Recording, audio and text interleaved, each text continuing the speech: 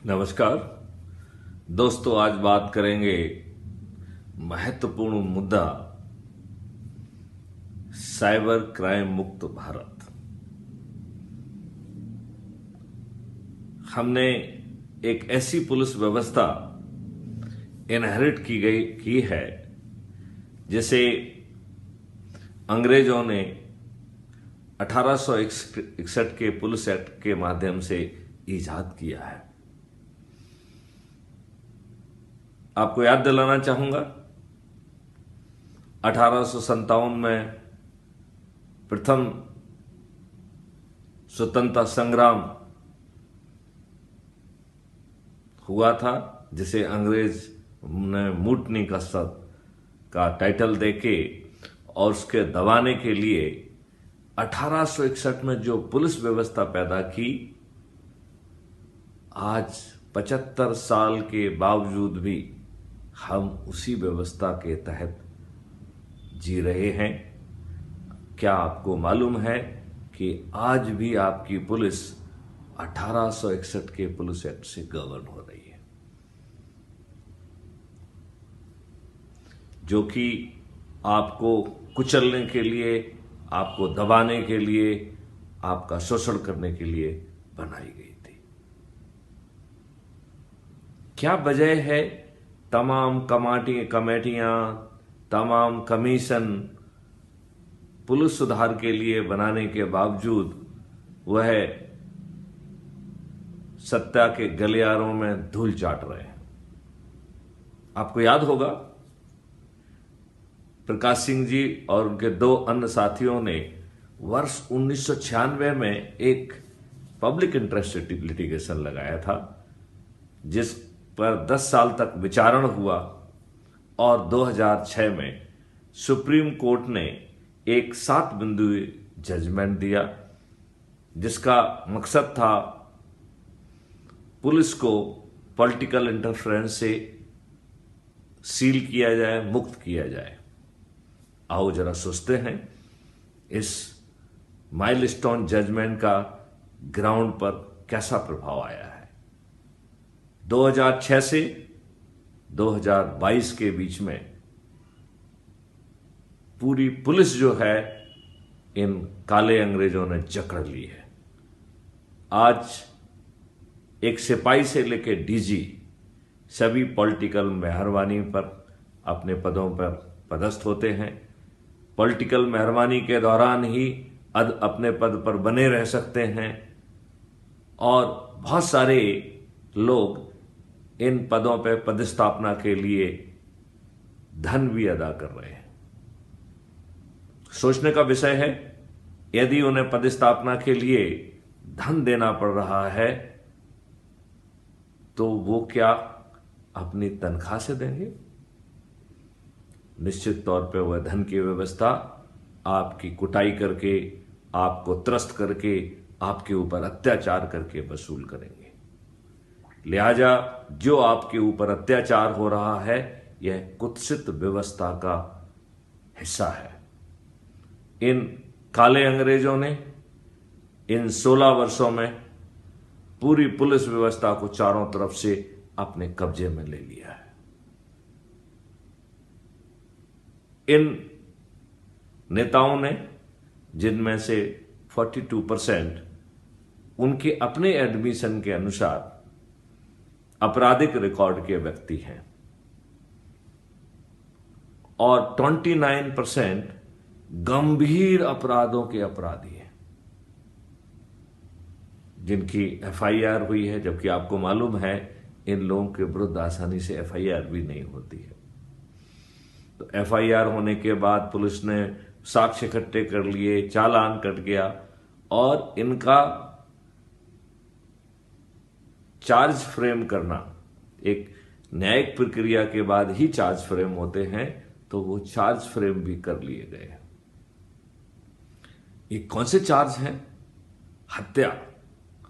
हत्या का प्रयास, लूट, डकैती, बलात्कार, किडनैपिंग।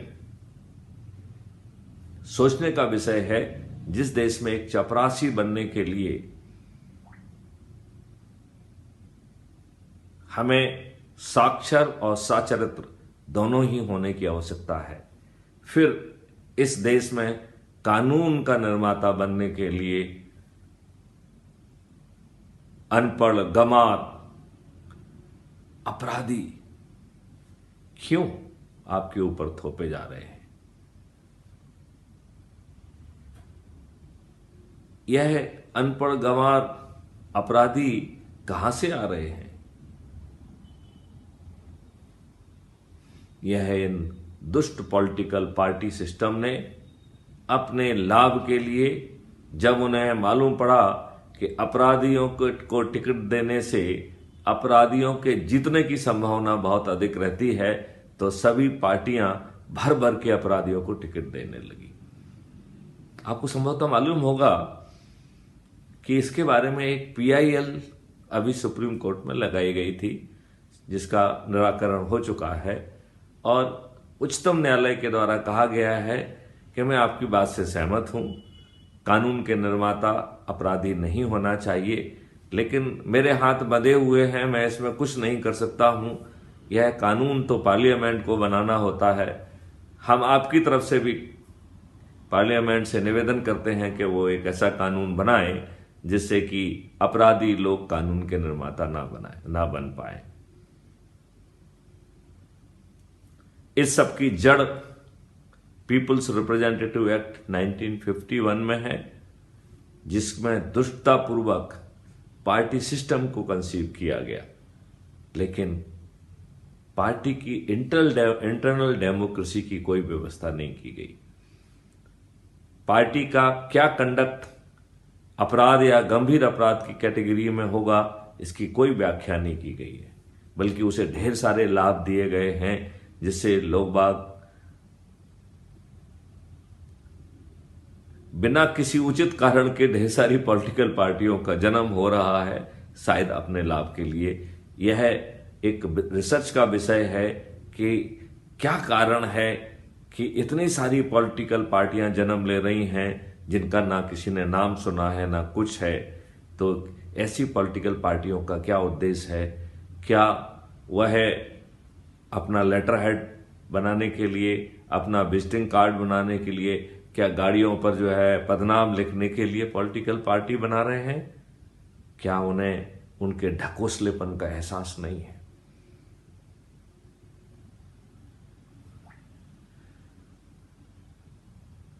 पुलिसिंग करना राज्य शासन की अपनी संवैधानिक जिम्मेवारी है, कॉन्स्टिट्यूशनल रिस्पॉन्सिबिलिटी है, जो संविधान के 7वें अनुच्छेद शेड्यूल 7 में लिस्ट 2 में एंट्री 2 है। तो पुलिसिंग करना इनकी सार्वभौमिक और संवैधानिक दोनों ही रिस्पॉन्सिबिलिटी है, और यदि इस रिस्पॉन्सिबिलिटी का निर्वहन नहीं करते हैं तो आर्टिकल 356 के तहत सरकारों को डिसमिस भी किया जा सकता है। आपको याद करिए, 1992 में बाबरी मस्जिद के ढहने के बाद 3 सरकारों को संविधान के शेड्यूल 7 लिस्ट 2 लिस्ट 1 जो कि लॉ एंड ऑर्डर है, उसके तहत 3 सरकारों को डिसमिस किया गया था, जिसमें मध्य प्रदेश की सरकार भी थी, उत्तर प्रदेश और राजस्थान की सरकार थी। संविधान में व्यवस्था की गई है कि कैसे हम आर्टिकल 356 को क्रियान्वित करें। तो उसके लिए गवर्नर को हर माह एक रिपोर्ट भेजना होती है कि राज्य शासन जो संवैधानिक व्यवस्था है उसके अनुरूप चल रहा है। यह रिपोर्ट प्रेसिडेंट को भेजी जाती है और वहां से वो MHA पहुंचती है। तो यदि हमारे गवर्नर संवेदनशील हों तो हम संवैधानिक रूप से इन सो कॉल्ड निरंकुश राज्य सरकारें हैं, इन्हें नियंत्रित कर पाएंगे। यह राज्य सरकारें जिस संवैधानिक व्यवस्था के तहत सत्ता में पहुंची हैं, वे उन्हीं संवैधानिक व्यवस्थाओं का पालन नहीं कर रहे हैं, और चूंकि उन्होंने बाकी पूरी व्यवस्था को पूरा जकड़ लिया है, लिहाजा उन्हें आर्टिकल 356 के तहत कौन डिसमिस करेगा। सैया भय कोतवाल तो डर किस बात का है।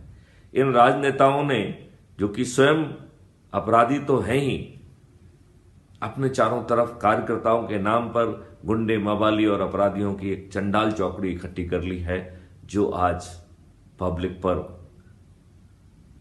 अत्याचार कर रही है। और इन अत्याचारों को लेके पब्लिक किसके पास जाए, यह एक बहुत गूढ़ विषय है। क्या कहां जाए पब्लिक, क्योंकि सिस्टम, थाना, तहसील, एसपी, कलेक्टर, कहीं पे आप अपना सिर पटकते रहिए, आपको न्याय नहीं मिलेगा, आपकी सुनवाई नहीं होगी। फिर ऐसी लचर व्यवस्था के तहत क्या साइबर क्राइम मुक्त भारत संभव है? क्या अपराध मुक्त भारत संभव है? आज का विषय अपराध मुक्त भारत ना होकर साइबर क्राइम मुक्त भारत है, और इसके पीछे मकसद है कि हमें साइबर क्राइम मुक्त भारत इसलिए चाहिए जिससे कि हम पेपर करेंसी मुक्त भारत पैदा कर सकें, और जब हमारे लोग डिजिटल वर्ल्ड में ट्रांजैक्शन करें तो उन्हें किसी साइबर क्रिमिनल का भय ना हो। आगे चल के इसके पीछे रणनीति है कि डिजिटल करेंसी रहेगी और कर मुक्त भारत रहेगा, और डेवलपमेंट के लिए 4 से 10 गुना ज्यादा पैसा उपलब्ध होगा, लिहाजा किसी के पेट में दर्द नहीं होना चाहिए। मैं किसी भी अर्थशास्त्री से इस विषय पर खुली चर्चा करने के लिए तैयार हूं, लाइव चर्चा करने के लिए तैयार हूं। यदि कर मुक्त भारत संभव है तो हमारी जनता महंगाई की मार क्यों सह रही है। लोगों को टैक्स चोरी के कारण उनको चोर कहना, उनके ऊपर रेड करना, उनको प्रताड़ित होना, उनमें से बहुत सारे सुसाइड भी कर लेते हैं। ये सब मिली जुली व्यवस्था से मुक्ति मिल जाएगी, लोग बाग थोड़ी सी राहत की सांस ले पाएंगे। तो जब कर मुक्त व्यवस्था संभव है तो उसे मिलना चाहिए। आज का मुद्दा साइबर क्राइम मुक्त भारत है, तो मैं आपसे पूछना चाहता हूं, क्या साइबर क्राइम मुक्त भारत संभव है? जी हां, आप आज साइबर क्राइम से सिर्फ इसलिए परेशान हैं क्योंकि इन नेताओं ने एक लचर व्यवस्था पैदा की है जिसमें पुलिस अकाउंटेबल नहीं है, पुलिस अपने वैधानिक और संवैधानिक कर्तव्यों का निर्वहन नहीं कर रही है, और उसमें उसे अपने वरिष्ठ अधिकारियों का और शासन का प्रोटेक्शन अवेलेबल है। कहते हैं सैया भय कोतवाल तो डर किस बात का है। आप निरीह गुलामों की तरह अपना सिर पटकते रह जाएंगे, लेकिन आपको कहीं न्याय नहीं मिलेगा। लेकिन निराश होने की जरूरत नहीं है। डिजिटल चित्रगुप्त और साइबर क्राइम फ्री भारत, जो कि आपको राइट टू प्राइवेसी देगा, यह संभव है। तो आओ थोड़ा सा मुस्कान के साथ इस विषय पर चर्चा करते हैं कि यह कैसे संभव होगा।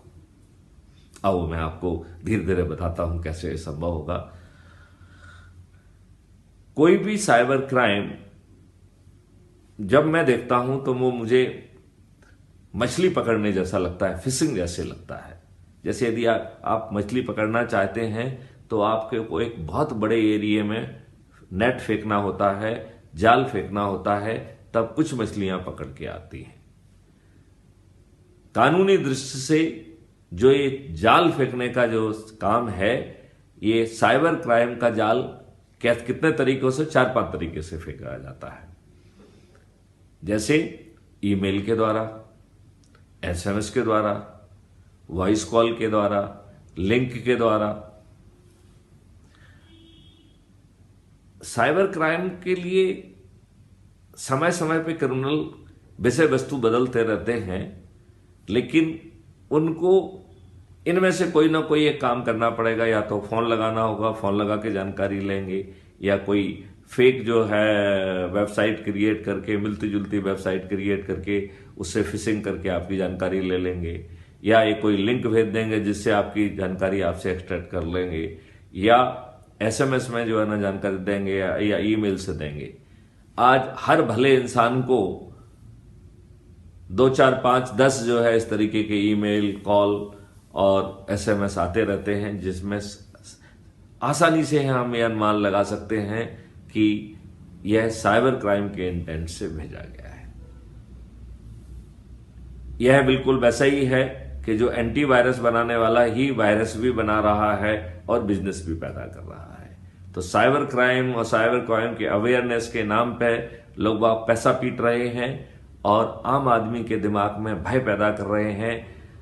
बैंक्स और बाकी कंपनियां इस भय से कि उनका व्यवसाय ना डूब जाए, वो इस लॉस को सह रहे हैं। आओ हम मिलकर एक साइबर क्राइम मुक्त भारत बनाएं। बात आके फिर से आती है कि क्या यह संभव है? जी हां, यह पूरी तरह से संभव है। कोई भी व्यक्ति साइबर स्पेस में जाने के लिए एक प्रोटोकॉल का यूज करता है।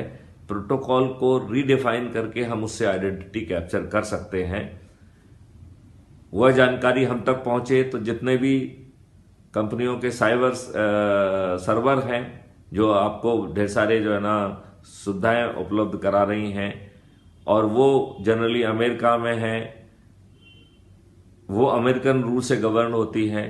तो हमारे यहाँ पर वो एक बिजनेस एग्रीमेंट करती हैं। हम बिजनेस एग्रीमेंट 1 आध साल या कुछ सालों का होता है, उसे हम समय समय पर रिवाइज करते हैं। तो हमें उस एग्रीमेंट को रिवाइज करके एक शर्तें लगाना चाहिए कि यदि वो हमारे इंडियन साइबर स्पेस में कुछ भी एक्टिविटी करती हैं तो वो इंडिया में स्थित साइबर स्पेस में ही हैंडल होना चाहिए। इससे हमें डाटा लेने में सुविधा होगी। अब मैं आपसे पूछता हूं कि आप साइबर स्पेस में क्या बिना किसी टेलीकॉम सर्विस प्रोवाइडर से सर्विसेज लिए प्रवेश कर सकते हैं? क्या नहीं कर सकते हैं। जब आप टेलीकॉम सर्विस प्रोवाइडर की सेवाएं लेते हैं तो वो आपकी आइडेंटिटी जानता है। वह हर माह रिचार्ज के माध्यम से, अदर माध्यम से आपसे पैसा भी वसूल करता है। तो हम जो है इसके बारे में एक रेगुलेशन पास करके, और जो कॉन्ट्रैक्ट हमारा टेलीकॉम सर्विस प्रोवाइडर्स हैं उसमें भी ये कंटेंट डाल के यह आसानी से कर सकते हैं कि जो भी आपके माध्यम से साइबर स्पेस में प्रवेश कर रहा है उसकी पूरी आइडेंटिटी कैप्चर करना आपका काम है। और जैसे कि हम मोबाइल नंबर है तो मोबाइल नंबर वो सिम पे अटैच किया जाता है, सिम से लिंक किया जाता है, राइट। तो ऐसे ही ये डाटा जो है लिंक करके वो आपके जो बिलिंग चीज है, जो बिलिंग सॉफ्टवेयर है, उसमें उसकी पूरी आईडी जो है कैप्चर की जा सकती है, जिसमें उसका नाम, अकाउंट, आधार नंबर, जिसमें कि आपका इवन जो वोलाटाइल डिटेल्स हैं लाइक आईपी एड्रेस एटसेट्रा, वो शुड भी कैप्चर होना चाहिए। और इसका एक क्यूआर कोड, एक आईडी कोड बन के वो आपके हर ट्रांजैक्शन, हर पैकेट पे जो है जाना चाहिए। लिहाजा आपकी आइडेंटिटी, अब जिसमें हम और चीज डाल के लोकेशन और प्रिसाइज लोकेशन, तो जो लोकेशन बेस्ड सर्विसेज अवेलेबल हैं उसकी पूरी आइडिया, और जिसमें केवल XYZ कोऑर्डिनेट नहीं रहेगा बल्कि XYZ भी रहेगा। मतलब यदि आप एक बिल्डिंग में हैं तो ना केवल आप वो बिल्डिंग कहां स्थित है XY कोऑर्डिनेट पे, बल्कि उसकी ऊंचाई भी लोकेशन बेस्ड सर्विस की वो कंटेंट भी जाके उस ट्रांजैक्शन के साथ जो है पहले डाटाबेस में स्टोर हो, एक आईडी के माध्यम से it should be available for investigating agency. अब फिर से आते हैं तो प्रोटोकॉल के रिवीजन के माध्यम से, प्रोटोकॉल रिवीजन भी जो है चल रहा है व्यवस्था, लेकिन हम ज्यादा जो है टेलीकॉम सर्विस प्रोवाइडर के उस तरफ जाएं, और टेलीकॉम सर्विस प्रोवाइडर से जो एक्सटर्नल एनवायरनमेंट से लोग इंटरेक्ट कर रहे हैं उसमें एक फिल्टर लगाया जाए कि वो लोग से ही जो है ना हमारा इंडियन साइबर स्पेस इंटरेक्ट करेगा, जो कि उस एंड पर उसके साइबर जो है टेलीकॉम सर्विस प्रोवाइडर ने एक आईडी दी है और उसमें वही कंटेंट वो वहां का टेलीकॉम सर्विस प्रोवाइडर जो है वो कैप्चर कर रहा है। और यदि वो कैप्चर नहीं करता है तो इसके लिए टेलीकॉम सर्विस प्रोवाइडर को दोषी माना जाए। इसको हम संज्ञेय अपराध भी बना सकते हैं, बहुत हैवी पेनल्टी भी रख सकते हैं, तो हम इसका कंप्लायंस भी आसानी से मालूम कर सकते हैं। अब इसका मतलब है कि हमें साइबर क्रिमिनल की पूरे डिटेल मिल गए, including location, including IP address. अब हम सेकंड पार्ट पे जाते हैं कि हम जो ऑपरेटिंग सॉफ्टवेयर है उसके साथ जो है एक छोटा सा ऐप जो है सॉफ्टवेयर के साथ इंटीग्रेट कर सकते हैं, या एडिशनल भी उसमें डाउनलोड हो सकता है, दोनों व्यवस्था रख सकते हैं। बट लेकिन मैं चाहूंगा कि let it be the part of the operating software of the phones.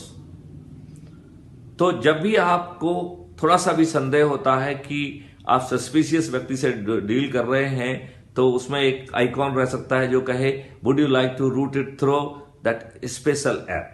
The moment you will route it through that special app, it will start capturing everything. जो आप बातचीत करेंगे तो उसको कैप्चर करेगा, यदि आप वीडियो कॉल पे होंगे तो उसे कैप्चर करेगा वो, और उसको डेट, टाइम और लोकेशन के साथ लॉक भी करता जाएगा, इनक्रिप्ट करता जाएगा, लॉक करता जाएगा उसको। It will make a Infallible evidence, non manipulative evidence के रूप में उसे कन्वर्ट कर देगा।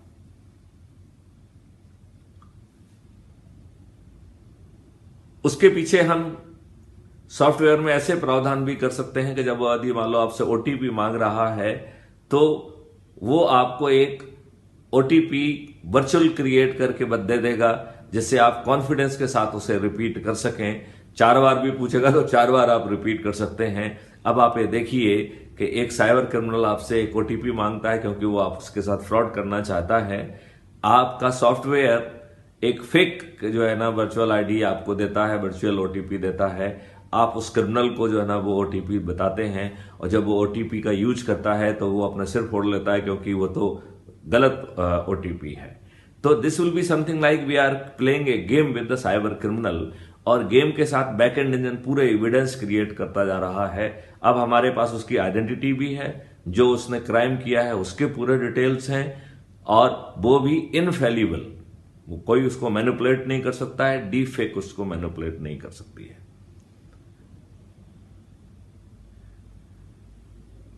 तो आपके पास जो है अपराधी कौन है, उसकी लोकेशन कहां है, ये सब डिटेल है। आपके पास उसके क्राइम किया गया है उसके पूरे डिटेल्स हैं, वो भी इनफेलिबल। तो फिर प्रॉब्लम क्या है? आप उसको, यदि उसने 10,000 जो है ना ईमेल भेजी, तो 10,000 केस में जो है यदि आप उसको गिरफ्तार करके जेल भेजेंगे और वो जेल में सड़ेगा, तो क्या वो अपराध करने की हिम्मत कर पाएगा? अब आपके पास तीसरा एक बड़ा प्रश्न आता है, यक्ष प्रश्न आता है कि यदि हर किसी को 8 या 10 जो है साइबर इंटेंट के एसएमएस, ईमेल या कॉल आ रहे हैं, तो total volume of the criminals crime would be much more. आपकी पुलिस फोर्स को हैंडल नहीं कर पाएगी, एक भ्रम ये पैदा हो सकता है। तो इसके लिए क्राइम फ्री भारत के मॉडल का यूज किया जाए, ऑटोमेटिक जो है ना एफआईआर हो जाए, उसके लिए कहीं भटकने की जरूरत नहीं, थाने की जाने की जरूरत नहीं है। CFB can help in capturing of the witness, जो नियरेस्ट जो है सीएफबी वॉलंटियर जाके जो पुलिस कर रही है, उस पुलिस उसके जो है ना बजाय वो जो है ना वो सब कार्रवाई facilitated through a investigation app, वो ये कार्रवाई कर सकती है, और बिना पुलिस को ओवरबर्डनिंग किए हम जो है ना इनको विवेचना भी कर पाएंगे। हम सीएफबी को वैसे भी जो है आम भारत का नागरिक गिरफ्तार करने के लिए ऑलरेडी इंटाइटल है लीगली, तो सीएफबी के वॉलंटियर्स उसे गिरफ्तार भी कर सकते हैं, और इस प्रकार बिना पुलिस का बर्डन बढ़ाए हम इन क्रिमिनल्स को, जो कि साइबर क्रिमिनल्स हैं, उनको हम जेल में सड़ने के लिए मजबूर कर सकते हैं। अब एक बात तो आप मानेंगे कि जो साइबर क्रिमिनल्स हैं वो समझदार लोग हैं, पढ़े लिखे लोग हैं, वो टेक्नोलॉजी को समझते हैं।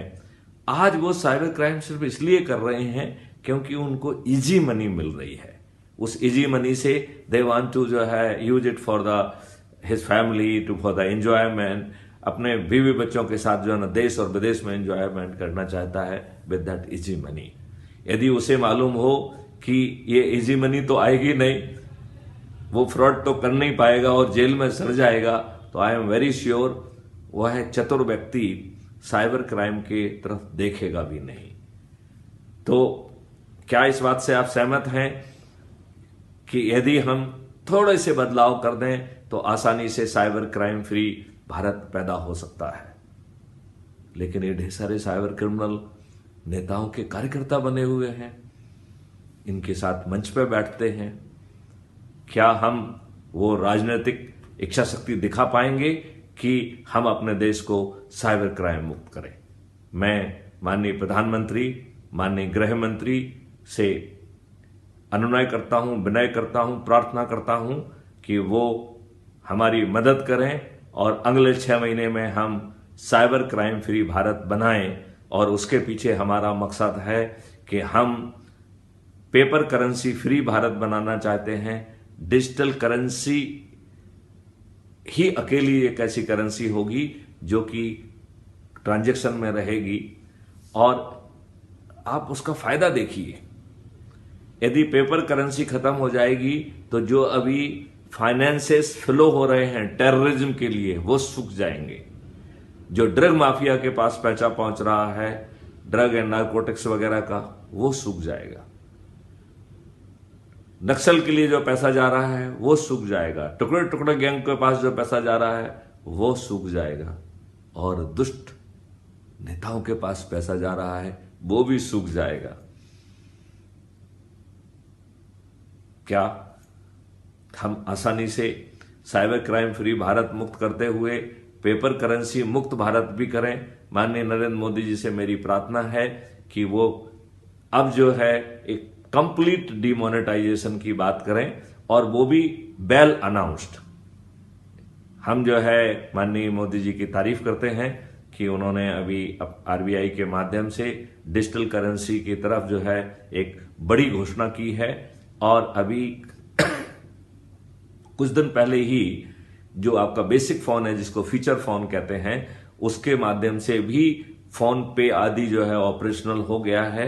इसका मतलब है वो व्यक्ति जिसके पास स्मार्टफोन नहीं है वो भी डिजिटल करेंसी का उपयोग कर पाएगा, उसे पेपर करेंसी की जरूरत नहीं होगी। और हम एक विशेष प्रयास करके पहले जो है 6 महीने में साइबर क्राइम फ्री भारत बनाएं, और फिर 1 साल जो है इस बात को लगाएं जिससे सभी लोग कॉन्फिडेंट हो जाएं, अभ्यास कर लें कि जब पेपर करेंसी नहीं होगी तब और अच्छे ढंग से वो काम कर पाएंगे। उन्हें ना तो पेपर करेंसी निकालने के लिए एटीएम में जाना होगा, ना जमा करने के लिए एटीएम में जाना होगा, और जो हमारी करेंसी है वो डिजिटल रहेगी, वो बैंक में रहेगी, और वो इंटरेस्ट भी जो है ना वो करेगी। आप उसे जो है इन्वेस्ट भी कर पाएंगे, सब कुछ कर पाएंगे। और उसके लिए स्मार्टर सॉल्यूशंस, आपको सिस्टम बेस्ड सॉल्यूशन मिल जाएंगे, एंड आपकी अर्निंग को मैक्सिमाइज किया जा सकता है।